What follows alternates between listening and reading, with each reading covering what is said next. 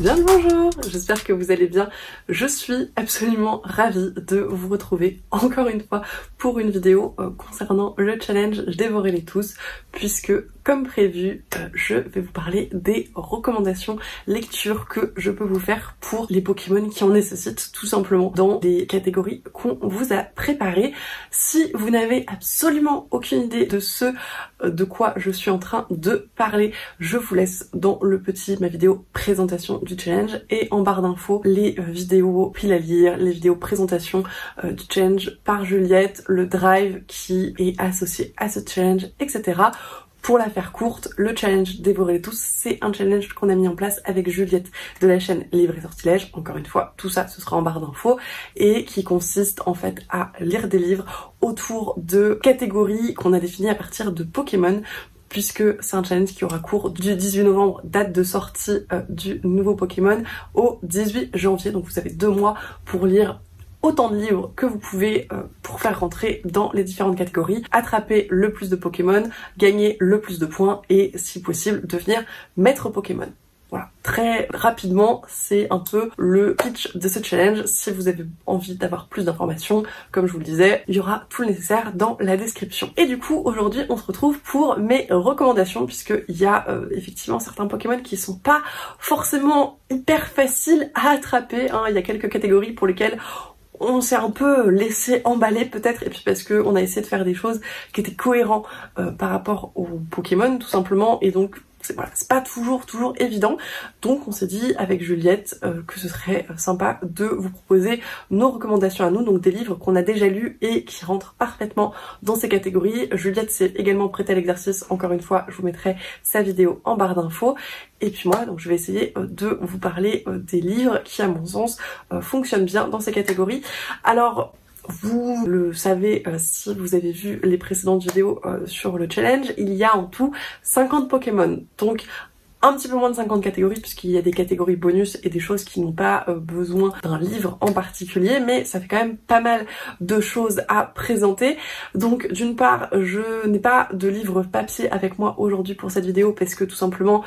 j'ai envie de vous présenter au moins un roman et un graphique par catégorie, donc vous vous rendez bien compte que ça fait déjà presque une centaine de livres et que très clairement voilà, là, c'était pas possible de sortir puis de ranger tout ça. Et la deuxième chose, c'est que du coup, je vais pas m'étendre sur les résumés de tel ou tel livre. Je vais peut-être essayer des fois de faire des liens entre différents Pokémon, mais si vous avez envie d'avoir un peu plus de précision sur certains livres, je vous les mettrai de toute façon dans la description. Et puis, vous pouvez bien évidemment me poser des questions en commentaire ou en message sur Instagram. Voilà. Encore une fois, j'espère que tout ça va être clair. Si vous avez la moindre question, bien évidemment, vous n'hésitez pas. Et je vous propose qu'on commence tout de suite. Et on commence tout de suite donc par les Pokémon de la première génération avec le premier starter, donc Bulbizarre, pour lequel il faut lire un livre avec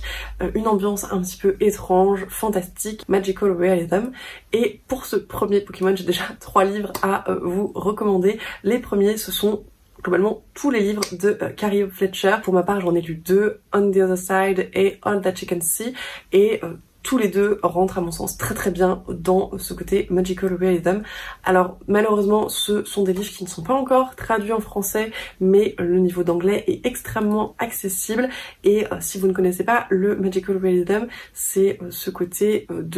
du coup roman qui a l'air extrêmement réaliste mais qui a une pointe de fantastique qui est très bien acceptée et qui est quasiment normalisée dans le récit, et je trouve que ces romans s'y prêtent parfaitement. Pour ma part, ça a été de très bonnes lectures, et voilà, si vous lisez l'anglais, je ne peux que vous les recommander. La deuxième série qui à mon sens rentre très bien pour ce côté Bulbizarre, c'est Le Fils des Brumes de Brandon Sanderson, parce que c'est de la fantasy avec une ambiance qui est, comme son nom l'indique, assez brumeuse, assez mystérieuse, assez particulière, et pour moi ça rentre très bien. Et je vais essayer de vous présenter un graphique pour chacun des Pokémon à attraper, puisque je trouve que c'est des lectures qui peuvent se faire un petit peu plus facilement. Donc si vous avez un petit peu de mal, c'est toujours plus facile d'emprunter un graphique à la médiathèque ou que sais-je, et de valider un Pokémon comme ça. Et donc pour cette catégorie, je vous recommande extrêmement chaudement Ces jours qui disparaissent de Timothée Le Boucher, qui est une lecture extrêmement particulière, encore une fois avec une ambiance très étrange et qui m'a laissé un petit peu sur le cul, et alors que je vous recommande de lire quand vous êtes dans un bon mood, hein. Faut pas le lire quand c'est une journée un petit peu plus triste clairement, mais c'était un énorme coup de cœur et je ne peux que vous la recommander pour cette catégorie, pour ce challenge, mais en général. Ensuite, pour le starter Salamèche, il faut lire un livre avec un personnage abandonné, orphelin, ou un livre sur le deuil. Et pour ça, je vous recommande un roman et un graphique. Le roman, c'est Animal de Victor Dixon, qui est une réécriture de Boucle d'Or, et où le personnage principal est orpheline, abandonnée, et où je trouve que du coup, ça fonctionne très bien. Pour ma part, c'est une réécriture que j'ai beaucoup appréciée, que je ne peux que vous recommander. Et le graphique, c'est la série globalement Princesse Sarah, donc la bande dessinée qui est faite par Audrey Alouette, Nora Moretti et Claudia Boccato, et que j'ai vraiment beaucoup apprécié. Si vous ne connaissez pas Princesse Sarah, là ici on est dans une réécriture un petit peu steampunk du récit de base, mais c'est encore une fois l'histoire d'une orpheline qui est abandonnée dans un pensionnat de jeunes filles à Londres, et pour qui ça se passe pas très bien. Et là on a en plus un petit twist avec des automates, des choses comme ça. C'est une série de bandes dessinées que j'apprécie énormément et que je trouve magnifique. Ensuite, pour le starter Carapuce, donc lire un livre avec du harcèlement, avec un gang ou avec un personnage faible contre un groupe plus fort, je vous recommande encore une fois 2 récits, donc un graphique, un roman. Le roman, c'est Nous les filles de nulle part de Amy Reed, qui est un récit young adulte, je dirais contemporain, sur des filles en fait qui se rendent compte de la culture du viol qui existe dans leur lycée et qui vont essayer de lutter contre, et on a un petit peu de harcèlement autour de cette culture et donc la réaction des filles par opposition, et c'est un roman que j'ai absolument adoré. Je vous en ai parlé je crois dans ma vidéo sur les livres que tout le monde devrait lire, je vous la mettrai juste là si vous ne l'avez pas vu, mais c'est une lecture qui m'a profondément touchée, profondément marquée, et pour moi un indispensable de la lecture young adulte, notamment pour les filles, mais en fait pour tout le monde, parce que ça fait réfléchir sur le sexisme, sur la culture du viol, sur énormément de sujets extrêmement importants, donc je vous le recommande très chaudement encore une fois. Et pour le graphique, je vous recommande extrêmement chaudement également Blanc autour de Stéphane Fer, qui est un illustrateur, un dessinateur de BD que j'adore son travail. Et Blanc autour, c'est un récit autour du racisme où on suit en fait une école où les petites filles noires sont acceptées et où clairement ça ne plaît pas, puisqu'on est à l'époque de la ségrégation, si je ne dis pas de bêtises. Donc clairement ça ne passe pas, et donc les personnes qui travaillent et qui vont dans cette école se font harceler par les habitants de la ville, et c'est une lecture encore une fois que j'ai trouvée extrêmement touchante et qui m'a beaucoup marquée et que je ne peux que vous recommander aussi. Pour attraper Pikachu, il suffit de lire un livre qui est un peu un cliché de Booktube, Bookstagram, Booktok, donc un livre qu'on voit partout, et alors là clairement vous pouvez choisir celui que vous voulez. Si j'avais des recommandations à vous faire, parmi mes préférés, ce serait typiquement Le Prince Cruel de Holly Black, que j'ai adoré. J'ai adoré la trilogie et je trouve que c'est une très bonne réécriture des Faé dans l'aspect extrêmement cruel qu'ils peuvent avoir, et vraiment c'est une série que je trouve formidable. Il y a également la très connue Un palais défini de roses de Sarah J. Maas, qui fait partie également de mes séries de romantasy préférées. Et côté graphique, en ce moment je suis extrêmement fan, mais d'une manière générale je suis extrêmement fan de L'Or Olympus de Rachel Smith,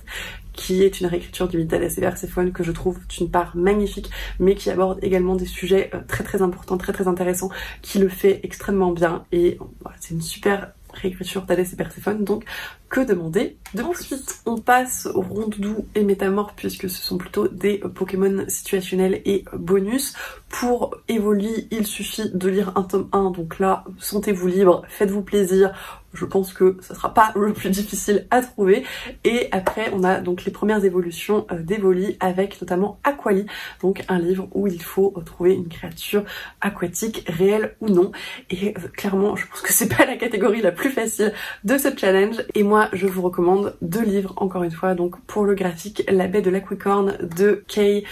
Neal, qui est publié aux éditions Bliss, qui est une BD juste magnifique, pleine de couleurs, pleine de poésie, très mignonne. Et Kay Neal fait des récits avec énormément de représentations, énormément de positifs, et c'est toujours un plaisir à découvrir. Et là franchement voilà, la créature aquatique est beaucoup trop mignonne. Et sur la partie roman, je vous recommande également Les Abysses de River Solomon, qui est un récit dont j'ai déjà parlé je crois en dernière lecture, qui aborde la question de la mémoire, et notamment ici de la mémoire traumatique qu'ont ce peuple de sirènes, qui est issu des esclaves enceintes qui sont jetés par-dessus bord par les négriers pendant le commerce triangulaire. Donc voilà, il y a beaucoup de sujets assez durs qui sont traités dans ce récit, mais c'est une histoire que j'ai vraiment adoré, qui encore une fois m'a beaucoup touchée, m'a fait beaucoup réfléchir, et que j'ai trouvé absolument passionnante. Donc si c'est des choses qui vous intéressent, c'est un livre qui est assez court, qui se lit très vite, mais qui est formidable. Pour Voltalis, donc un livre avec de la tension, mystère, thriller ou même sexuel, je vous recommande encore une fois des graphiques. Donc The Promised Neverland, la série de manga qui à mon sens a un petit peu ce côté mystère, thriller,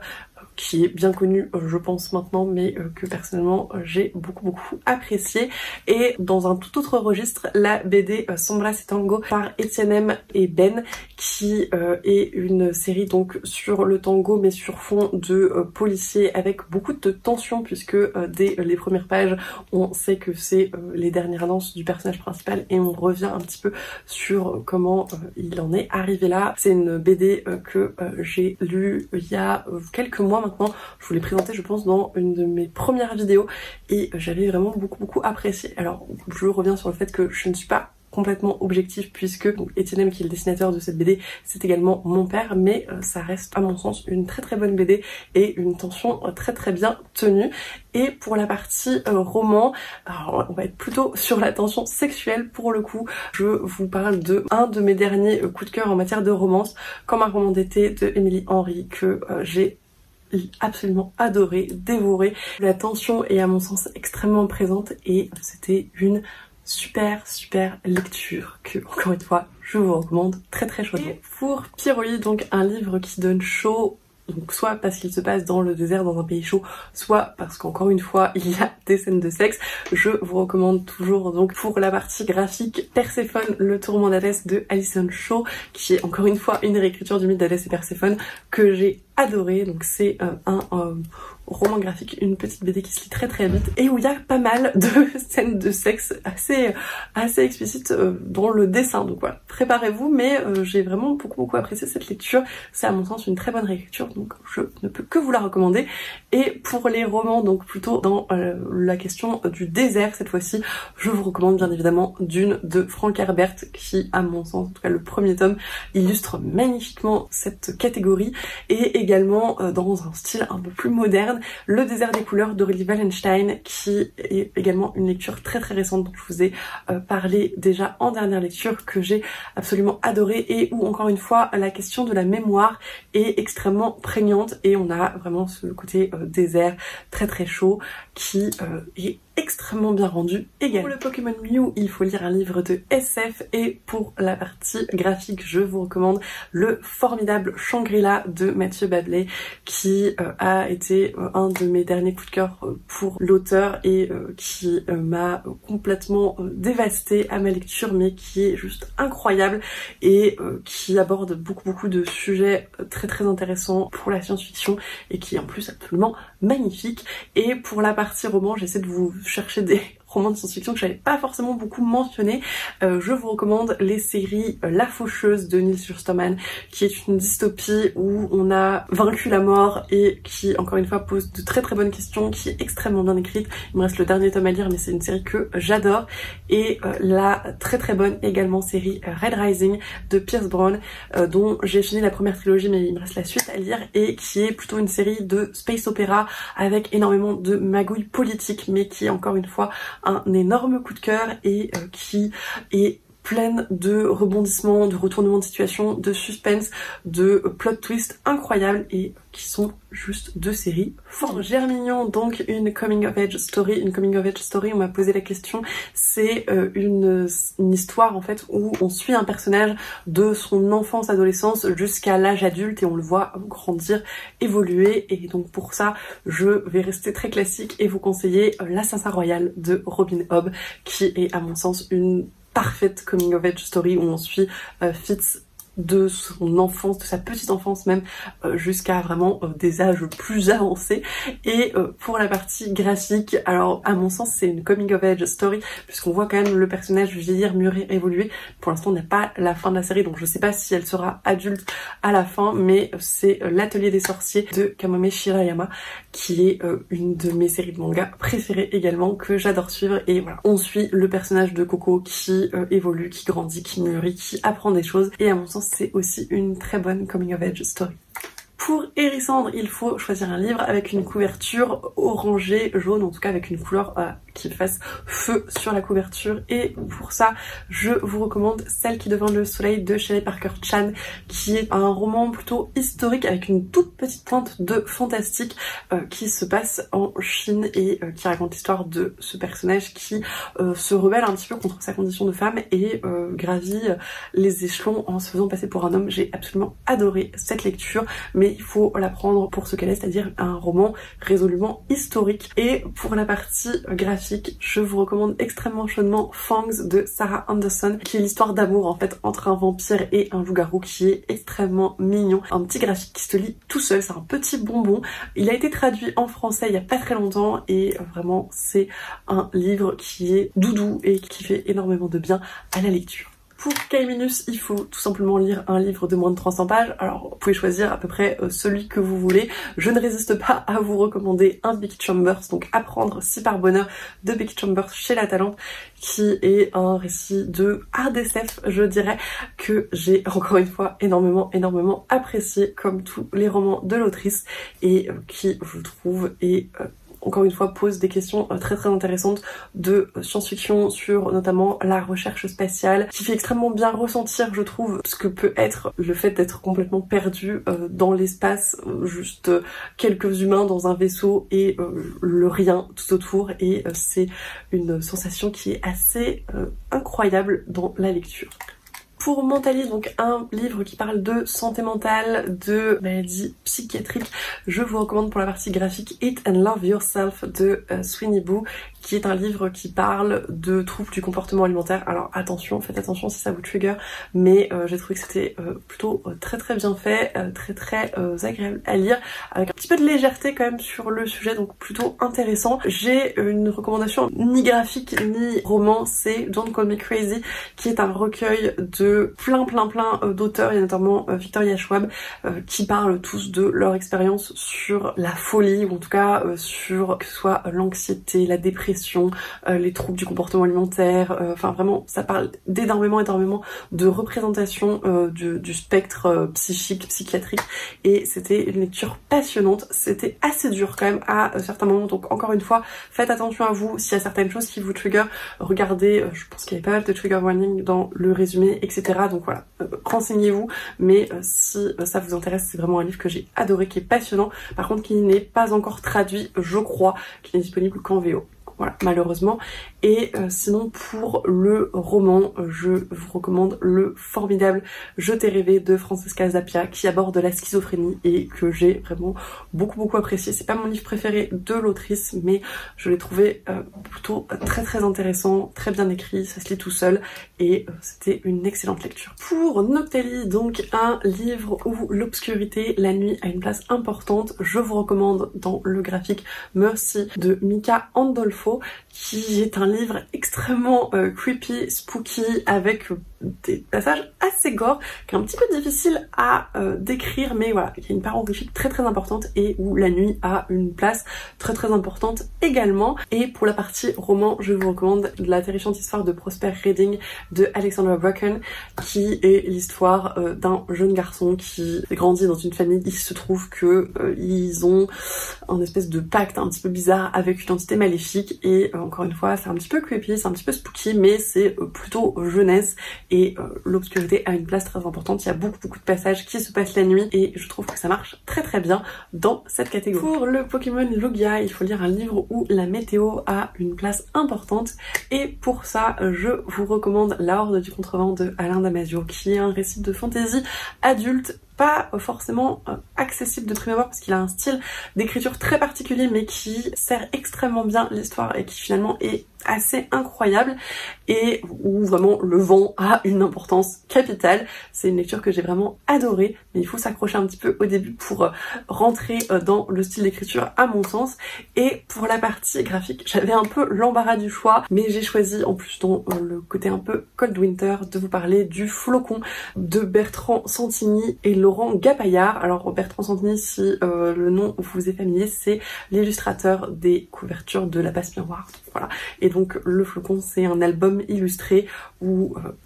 on est dans une ambiance tout en noir et blanc assez particulière et où voilà, la neige, le flocon a une importance assez marquée. Voilà. Pour le Pokémon Arco, donc il faut lire un livre avec une couverture verte et pour ça je ne peux que vous recommander Un si petit oiseau de Marie Pavlenko, qui est une histoire sur la guérison, la reconstruction et qui rentre également dans bien évidemment d'autres catégories de challenge en ce sens et qui est un énorme coup de cœur que j'ai eu il y a un an ou un peu plus maintenant, qui m'a fait découvrir l'autrice et depuis il faut vraiment que je me penche sur ce qu'elle a pu faire d'autre parce que c'était vraiment une formidable découverte. Et pour la partie graphique, encore un Kay O'Neill, Le Cercle du Dragon Thé, encore une histoire extrêmement mignonne, beaucoup de représentations, ça se lit tout seul, c'est très très joli et c'est de très bons moments de lecture en perspective. Pour Poussifeu, il faut lire un livre jeunesse middle grade et pour ça je vous recommande Toby Loneliness de Timothée de Fombelle. C'est pour moi un très très bon récit jeunesse. On suit un petit personnage qui vit dans un arbre où c'est tout son univers parce qu'il est vraiment minuscule et on suit un petit peu toutes ses péripéties. C'est très très bien. Pour la partie graphique, je vous recommande ce qui est à mon sens un classique de la littérature jeunesse, en tout cas française, c'est Dans ma vallée de Claude Ponty. Alors pas celui en particulier mais tous les Claude Ponty et celui-là puisque c'est un livre qu'une très bonne amie m'a offert en me disant que c'était son livre jeunesse, son album jeunesse préféré, donc voilà, je trouve ça chouette de vous le recommander ici et effectivement c'est une lecture que j'ai vraiment beaucoup appréciée et j'aime beaucoup les illustrations de Claude Ponty. Je trouve que ça fait effectivement bien fonctionner l'imaginaire et que dans ce cadre-là de littérature jeunesse c'est hyper cool. Le Pokémon Gobu, un livre où la nourriture a son importance, je peux vous recommander la série de manga minuscule de Takuto Tachiki qui est une histoire du coup où on suit des tout petites personnes, encore une fois comme pour Toby Loneliness, dont on suit le quotidien en fait et où il y a beaucoup cet aspect de cuisine et de repas et de nourriture qui est très très présent et franchement c'est un plaisir à lire, c'est un plaisir à suivre. Et pour la partie roman, à mon sens, To All the Boys I've Loved Before, à tous les garçons que j'ai aimés de Jenny Han rentre bien dans cette catégorie puisque c'est un roman contemporain young adulte avec pas mal de romances, pas mal de représentations de ce style-là, mais où encore une fois le personnage principal donc de Lara Jean va pas mal cuisiner. On a la nourriture qui intervient à plusieurs moments du récit et qui a une place quand même assez forte. Donc voilà, si ça vous intéresse, c'est des romans que j'ai beaucoup appréciés. Pour le Pokémon Rayquaza, il faut lire un livre avec des robots. Encore une fois, c'est pas forcément la catégorie la plus simple pour ce challenge. Moi, je peux vous recommander H2G2 de Douglas Adams, donc la série en elle-même, sachant que chaque tome doit faire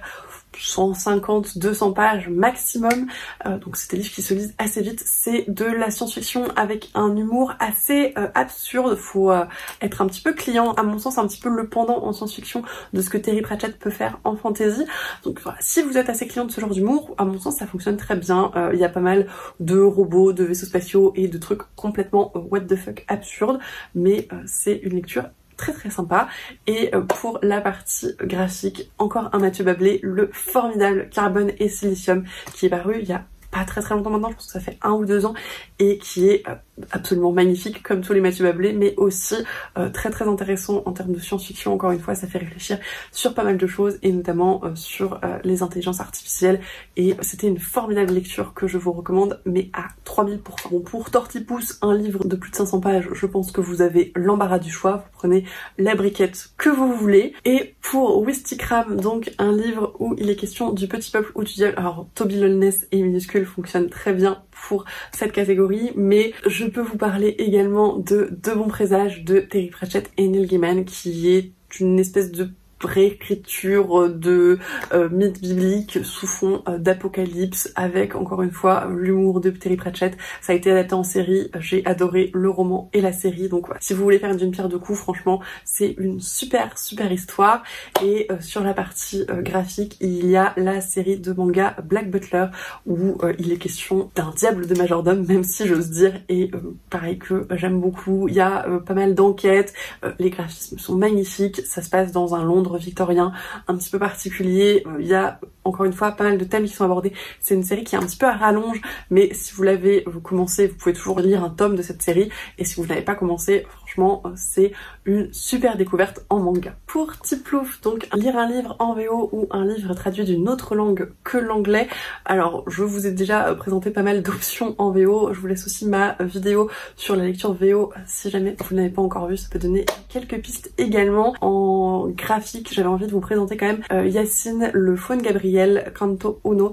qui est écrit par Dimitri Veil et Man Arenas, et qui est une BD dont la langue originale, je crois, est espagnole, que j'avais lu en espagnol à l'époque, et qui est vraiment extrêmement belle, extrêmement mignonne, et qui, à mon sens, se prête parfaitement pour la période hivernale, et notamment le Cold Winter également, si vous faites les 2 challenges en parallèle. Pour Philali, il faut lire dehors, il n'y a pas forcément de livre à vous recommander spécifiquement, mais pour Givrali, il faut lire un livre qui se passe en hiver, et pour ce faire, je peux vous recommander This Winter de Alice Oseman, qui est un roman qui se passe dans l'univers de Heartstopper, et où on suit Charlie et Nick, et qui est juste absolument trop mignon comme tous les livres d'Heartstopper, mais qui aborde également des sujets un petit peu plus durs. Et encore une fois, dans mon souvenir, il est question de troubles du comportement alimentaire, de troubles psychologiques également, donc voilà, faites attention à vous encore une fois dans ces questions-là. Il y a aussi le très bon Falalala de Émilie Chazeran, j'ai peut-être oublié un là, qui est une espèce de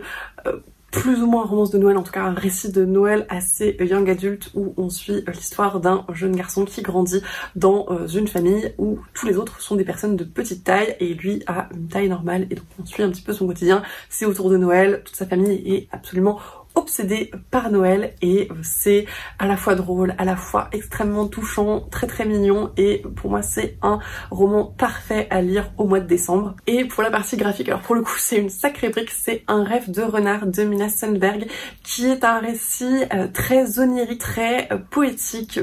autour d'un renard dans la mythologie, je dirais, et on est dans ce climat très froid, on joue avec les aurores boréales, ce genre de choses. C'est très beau comme tout ce que peut faire Mina Sundberg, même si j'ai préféré Stand Still, Stay Silent de cette autrice. C'est une lecture que j'ai beaucoup appréciée. C'est une belle épaisseur de lecture, mais c'est très agréable, et je vous laisserai la découvrir si ça vous intéresse. Pour Villepierre, donc un livre avec des intrigues, des mensonges, des magouilles politiques, je vous recommande la série Que Chiel de Jacqueline Carré, qui est une série de fantasy que j'adore, où les magouilles politiques sont extrêmement présentes. Alors si ça vous embête, il y a une place du sexe et de la sexualité qui est très présente dans ces récits également, mais c'est en rapport avec l'univers, la construction, la mythologie, tout ça. Donc voilà, si c'est pas quelque chose que vous appréciez, n'y allez pas forcément, mais sinon c'est une série de fantasy adulte formidable, et où vraiment les intrigues politiques sont très costauds. Et pour la partie graphique, un petit peu plus léger, mais qui traite quand même de sujets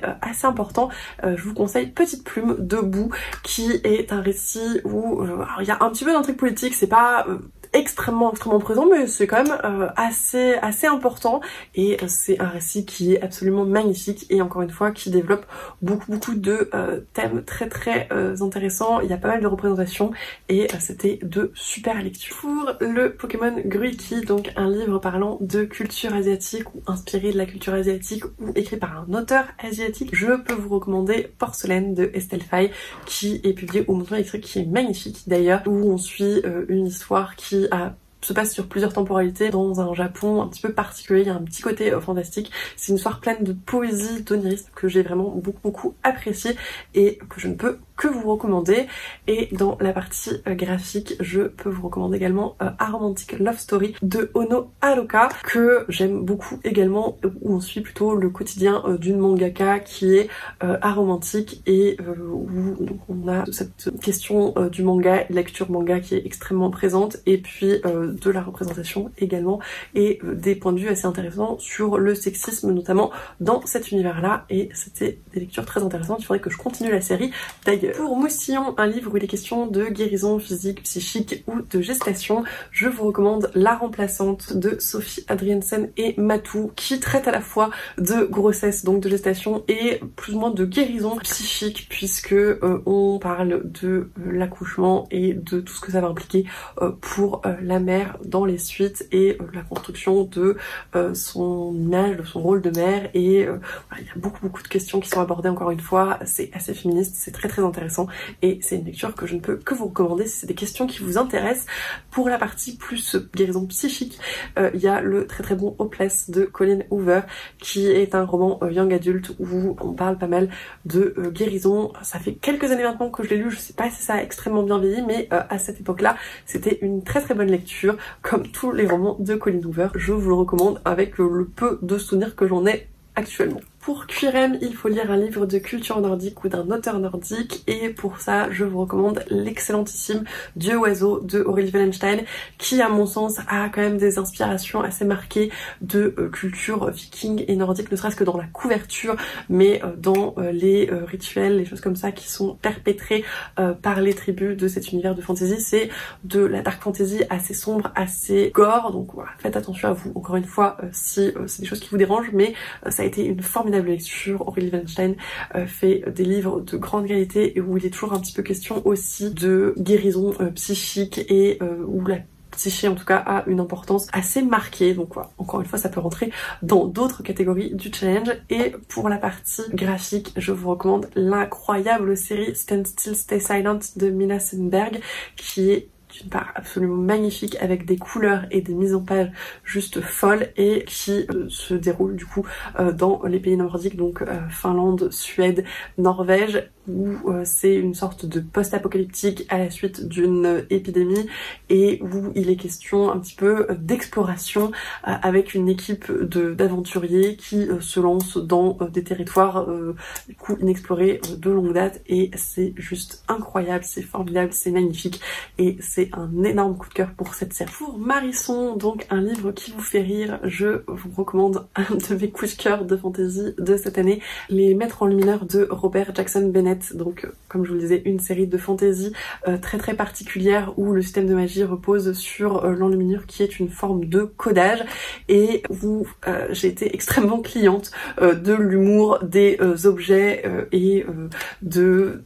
la façon de les retourner pour leur faire ce qu'on veut, etc. Ça marche extrêmement bien avec moi. Je l'ai écouté en livre audio, et à plusieurs moments je me suis bien marrée. Et pour la partie graphique, je vous recommande encore une fois l'excellent Le vrai sexe de la vraie vie de Si, qui est une série en 2 tomes, qui du coup aborde la sexualité sur énormément d'aspects, et encore une fois il y a des passages extrêmement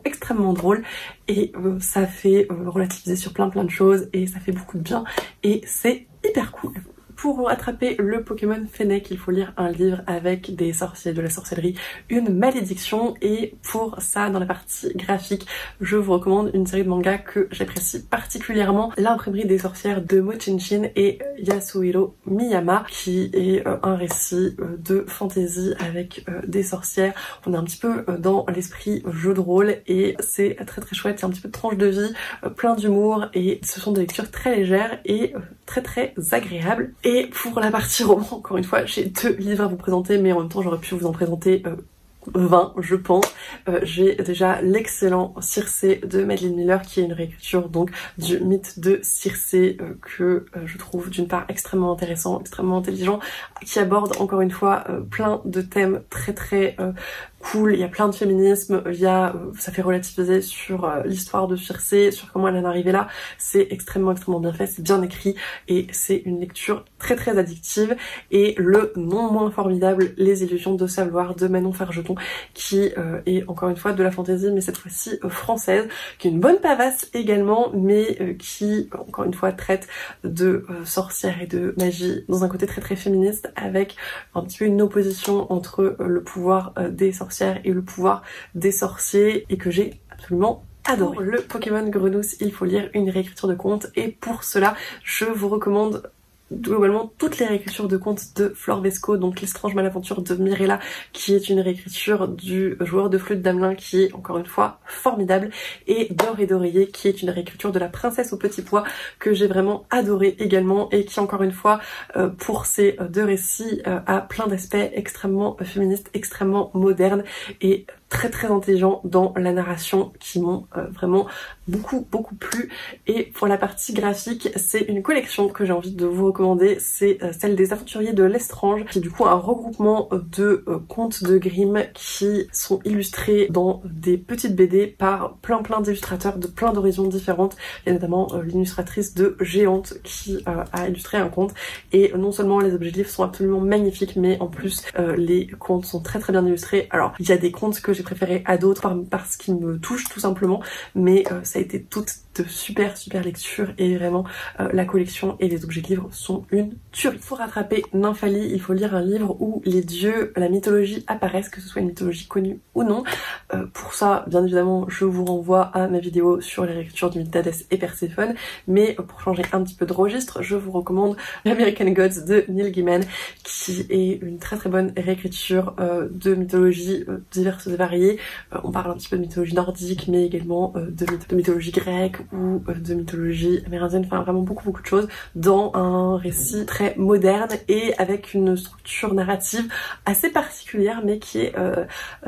pleine de mystères et qui sert très bien le récit, que j'ai beaucoup apprécié. Et pour ce qui est des graphiques, je vous en ai parlé récemment en dernière lecture, mais la série The Wicked the Divine par Kieron Gillen, Jamie McLevy et Matthew Wilson fonctionne également très bien pour cette catégorie, avec encore une fois pas mal de mythologies qui s'entrecroisent et une vision très moderne de la mythologie et des divinités. Pour Zygarde, donc un livre qui met en avant la minorité, la différence, la diversité, j'avais envie de vous parler de Cher-Corps de Léa Bordier, qui est un recueil d'histoires illustrées qui fait suite à la série de vidéos Cher-Corps, donc de Léa Bordier, que vous avez peut-être vu passer sur YouTube, où elle mettait en scène des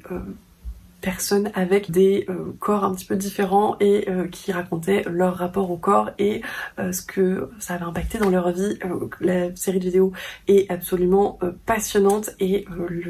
l'espèce de recueil un petit peu graphique n'est pas en reste et m'a vraiment beaucoup plu, beaucoup touché. Ça se lit tout seul et vraiment encore une fois ça fait réfléchir sur plein de choses et c'est hyper intéressant. Et pour la partie roman, je vous recommande la série Les Enfants Indociles de Shannon McGuire, qui est une série de toutes petites novellas qui parle de ces enfants qui sont passés à travers des portes ou des terriers de lapins dans Alice au Pays des Merveilles, Narnia, etc. et de ce qui leur arrive quand ils reviennent. Et encore une fois, c'est une série bourrée de diversité, de représentation, de différence et qui fait vraiment très bien le job parce que c'est à aucun moment exagéré mais c'est juste parfaitement dosé et c'est une série que j'adore et que je vous recommande extrêmement chaudement. Pour Brindibou, un livre surprenant avec des plot twists ou qui fait bondir, je vous renvoie à ma vidéo sur les livres surprenants, mais j'insiste sur Throne of Glass, donc Kileana de Sarah J. Maas, qui à mon sens a énormément de plot twists très surprenants. Et sur la partie graphique, alors je vous ai déjà parlé de The Promised Neverland ou de Ces jours qui disparaissent, qui à mon sens sont très surprenants à plusieurs moments, mais là j'avais envie de vous reparler de Saga de Brian K. Vaughan et Fiona Staples, qui est une série de comics de SF que j'adore également. Alors encore une fois, attention, il y a pas mal de scènes de sexe explicites, il y a pas mal de violence, pas mal de choses qui explosent et notamment de corps qui explosent. Donc encore une fois, attention, c'est très très graphique comme comics, mais c'est un récit que j'adore, qui aborde énormément de thèmes très très intéressants, très très importants en SF, des choses extrêmement touchantes et qui vraiment surfe sur un certain nombre de plot twists et de retournements qui sont pas toujours extrêmement faciles à vivre, mais c'est une série que j'adore et que, encore une fois, je vous recommande à 3000%. Saviez-vous donc un livre avec un chat? Alors c'est le seul livre que je vais vous présenter en physique puisque il est à côté et je l'ai saisi. Ivy Wild de Helen Harper, c'est une série de Beat Lit dans un univers de mages où l'on suit un personnage complètement loufoque, c'est plein d'humour et elle a un chat qui est absolument formidable, qui est un personnage fantastique de cette série et que j'apprécie énormément. Et pour la partie graphique, alors j'ai un petit peu cherché et c'est un livre où il y a beaucoup d'animaux mais notamment des chats. C'est The Wise Beast of the Withering Wisdom qui, comme son nom ne l'indique pas, est traduit en français et c'est un livre de Nagabe qui est l'auteur de L'Enfant et le Maudit. Alors ça n'a absolument rien à voir pour le coup, c'est juste des espèces de petites historiettes de relations entre des personnages donc qui sont des animaux anthropomorphes et qui ont des relations amoureuses ou en tout cas des flirts, des choses comme ça. C'est très très mignon, ça se lit très très bien, c'est un petit peu particulier mais c'est des bons moments, c'est assez drôle, c'est assez léger et c'était une lecture très très sympathique. Pour une lecture légère, pas prise de tête, donc le Pokémon au taquin, c'est encore un livre que j'avais à portée de main, Meilleurs ennemis de Sally Thorne, qui est une histoire d'amour, donc une romance adulte entre deux personnes qui travaillent dans le même bureau. C'est un enemies to lovers, c'est extrêmement drôle, c'est très très mignon et clairement c'est pas prise de tête, ça se dévore tout seul et à mon sens c'est une très très bonne romance adulte. Et pour la partie graphique, je vous propose une romance également, mais FF cette fois-ci avec La fille dans l'écran de Lou Luby et Manon Devaux. C'est donc une romance encore une fois très très mignonne, très très chouette avec un style graphique très très sympa puisque les autrices se répondent d'une page à l'autre et c'était une lecture extrêmement plaisante, très très légère, très très chouette, très très mignonne que je vous recommande chaudement. Pour Mimiki, donc il faut faire une photo avec un déguisement. Pour ça, je ne vous recommande pas de livre particulier,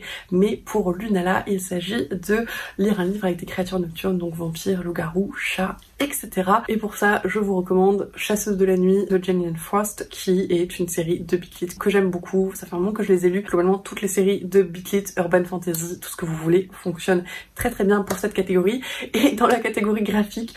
j'ai mis Vite Carabin, donc de VDC, puisque oui, les médecins sont des créatures nocturnes et je suis extrêmement fière de ma blague. C'est une série qui raconte le quotidien d'un interne en médecine et plus tard d'un médecin puisque on le voit grandir un petit peu au cours des tomes et c'est une série que je trouve très très intéressante et qui peut permettre de mettre des choses en perspective, donc c'est toujours hyper cool. Pour Wistampo, il peut s'agir simplement de lire un livre en écoutant de la musique, donc j'ai pas forcément de recommandations à vous faire en ce sens, mais pour Flambino, il faut lire un livre où il est question de sport et pour ça je peux vous recommander la série Off Campus de Elle Kennedy qui sont des new romances à l'université où on suit donc l'équipe de hockey de Briard et du coup ça marche très très bien. Et pour la partie graphique, alors malheureusement c'est un graphique qui n'a pas encore été traduit mais qui est très très accessible je pense en VO, c'est Check Please de Ngozi Ukazu, j'espère que je le prononce bien, où il est encore une fois question de hockey et c'est aussi une espèce de petite romance, alors MM pour le coup, mais extrêmement mignonne et des comics que j'ai vraiment beaucoup apprécié. Pour L'Armée Léon, un livre qui pourrait faire pleurer, je vous ai mis la série du clan des Autori de Liane Hern que j'ai découvert en étant très jeune mais pour laquelle j'ai versé je pense pas mal de larmes parce que souvent quand même à la fin des tomes il se passe des trucs pas très chouettes et enfin je pense qu'on est plusieurs à avoir mal vécu pas mal de ces fins, donc voilà, c'est cadeau pour des traumatismes à venir. Et sur la partie graphique, j'ai envie de vous parler de Giant Days de John Allison, Whitney Cogar et Lisa Treyman, qui est pour le coup beaucoup plus léger et qui pourra j'espère, plus tendance à vous faire pleurer de rire, en tout cas qui moi m'a fait bien rire. C'est une des petites histoires où on suit des étudiants à l'université et les aventures qui leur arrivent, et c'est assez plein d'humour, c'est assez sympathique. Et on a bientôt fini, je vous jure, pour mon mouton, donc lire un livre doudou. Alors encore une fois, je vous renvoie à mes vidéos sur les lectures doudou. Je vous recommande bien évidemment tous les livres de Becky Chambers,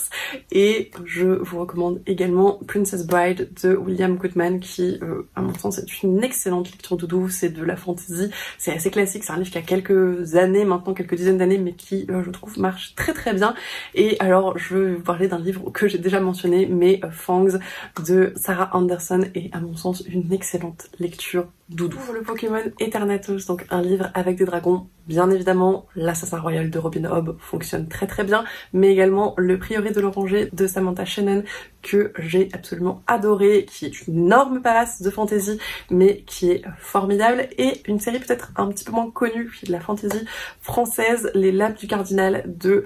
Pierre Pével, qui est également une très très bonne série de fantasy avec des dragons dans un Paris historique plutôt axé sur les mousquetaires, et c'est un mélange qui fonctionne parfaitement avec moi. Et pour la catégorie graphique, alors c'est encore un livre que je vous ai déjà mentionné, mais le Cercle des Dragontés ou le Festival des Dragontés de Kay O'Neill sont des super lectures, et voilà, dédragontés et très très mignons et qui se lisent très très vite. Pour tous achats, il faut lire un livre où il est question de royaume, royauté, prince, princesse, etc. Je vous recommande bien évidemment la formidable série Prince Captif de C.S. Paca, qui est une fantaisie un petit peu particulière, encore une fois, pas mal de trigger warning, agression, agression sexuelle, tout ça, torture, enfin voilà. C'est pas charmant, mais c'est une très très bonne série que j'ai adorée. J'ai eu des énormes coups de cœur pour tous les tomes de cette saga, et voilà, si vous êtes un petit peu préparé, si vous savez que ça vous dérange pas trop, allez-y, parce que c'est une série que j'ai absolument adoré. Je vous recommande également, voilà, encore une fois, l'Assassin Royal. Il y a le très très bon Heartless de Marissa Meyer aussi, enfin, que j'ai beaucoup aimé en tout cas, qui est une réécriture de Alice au Pays des Merveilles. Donc on parle de la Reine de Cœur, de l'origine de la Reine de Cœur, qui à mon sens fonctionne très très bien pour cette catégorie. Et pour la partie graphique, alors oui, là je ne me sens plus, il y a beaucoup trop de recommandations pour une seule catégorie, mais c'est des catégories qui m'inspirent beaucoup. Pour la partie graphique, encore un Kay O'Neill, Princesse, qui est du coup une histoire de princesse, mais où on n'est pas dans un truc hétéronormé, où bon, il est question de deux princesses qui ont une relation, et qui est encore une fois extrêmement mignon, que j'ai beaucoup apprécié, et dans un style aussi très très sympa, qui rompt un petit peu avec les stéréotypes de genre, le très très bon Le Prince et la Couturière de Jen Wang, qui explore ce prince qui aime s'habiller en robe et cette couturière qui va l'y aider, et qui encore une fois est une super lecture que je vous recommande extrêmement chaudement. Pour finir, le dernier Pokémon à vous présenter, puisque bon,